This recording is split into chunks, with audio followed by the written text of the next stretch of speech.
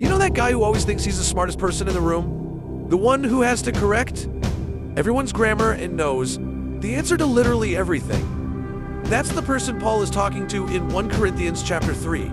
Paul starts with a direct warning. Let no one deceive himself. He says, if you think you're wise in this age, you need to become a fool that you may become wise. Wait, why would I want to become a fool?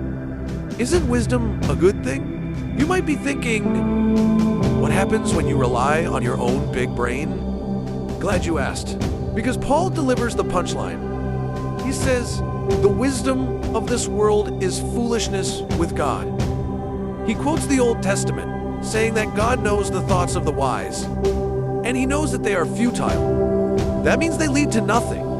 All that self-importance, all that cleverness, all that striving to be the smartest, it's all pointless in the end. And this is why Paul says, therefore let no one boast in men.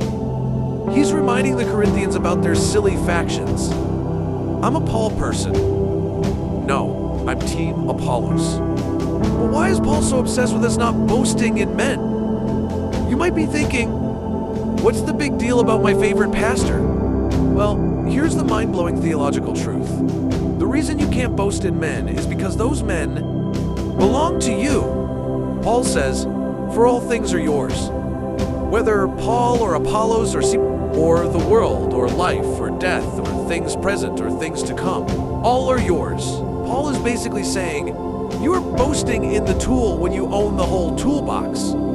And he delivers the final unifying truth. And you are Christ's, and Christ is God's. That is your ultimate identity. So, what's the application for us? First, you need to choose radical humility. The path to true wisdom is to surrender your own smarts and let God's wisdom take over. Second, you need to let go of boasting. When you feel a sense of pride or a desire for worldly validation, remember that all things are yours in Christ. You are so rich in Him that you don't need to chase after the approval of men. So, are you building your life on the shifting sand of your own wisdom? Or are you embracing the radical humility that makes you truly wise?